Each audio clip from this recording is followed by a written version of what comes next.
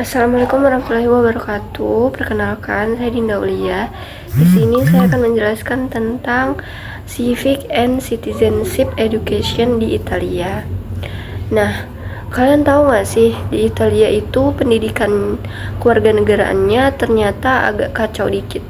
Bukan nggak ada ya, tapi sistemnya itu kayak banyak banget kegiatan tapi nggak terarah. Nah, di video ini aku bakal bahas gimana sih sebenarnya pendidikan kewarganegaraan di Italia dari kelebihan sampai kekurangannya.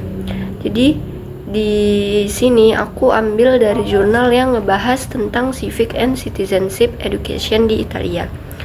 Intinya, mereka udah lama banget punya pendidikan kewarganegaraan, tapi masih banyak masalah juga.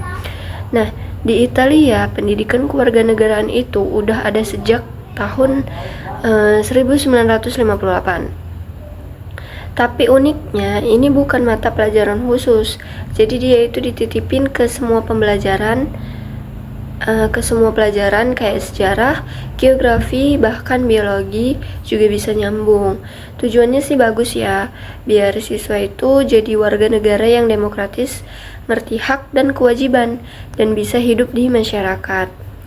Tapi masalahnya, itu nggak ada mata pelajaran khusus, jadinya kayak nggak ada jadwal pasti, nggak ada guru khusus, nggak ada sistem yang jelas. Ya, itu tergantung guru masing-masing mau ngajarin atau enggak. Bahkan ada survei yang bilang banyak siswa cuma belajar kewarganegaraan 1-2 kali dalam setahun doang. Bayangin, setahun cuma 2 kali. Padahal sebenarnya kegiatan kewarganegaraan di sana tuh banyak banget ya. Contohnya tuh kayak debat, kerja kelompok, takut kegiatan sosial, belajar tentang hukum dan konstitusi, bahkan ikut kegiatan demokrasi di sekolah.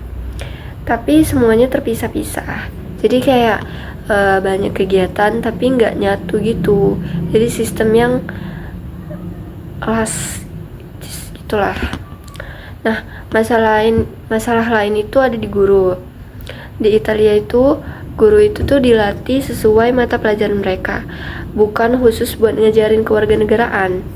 Jadi kayak guru gak terlalu paham cara ngajarnya, atau bahkan gak fokus ke materi ini. Bahkan lebih dari 50% guru belum pernah ikut pelajaran khusus soal pendidikan kewarganegaraan. Partisipasi siswanya itu secara teori ya, siswa di Italia itu dikasih kesempatan buat ikut demokrasi di sekolah. Misalnya milih perwakilan siswa, ikut rapat, bikin kegiatan. Tapi kenyataannya partisipasi masih rendah karena sering dianggap nggak penting atau buang-buang waktu. Hasilnya gimana? Ya, hasilnya tuh campur aduk. Dari segi pengetahuan, siswa Italia lumayan bagus lah, tapi dari segi praktik masih kurang sih. Contohnya, banyak anak muda yang bahkan gak pernah baca konstitusi negaranya sendiri. Jadi mereka itu tahu teori tapi kurang diterapin di kehidupan nyata.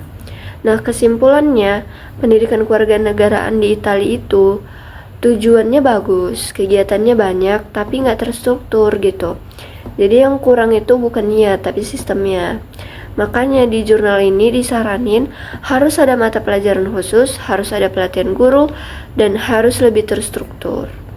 Nah, dari sini kita bisa belajar juga sih, ternyata pendidikan kewarganegaraan itu penting banget, bukan cuma teori, tapi juga praktik.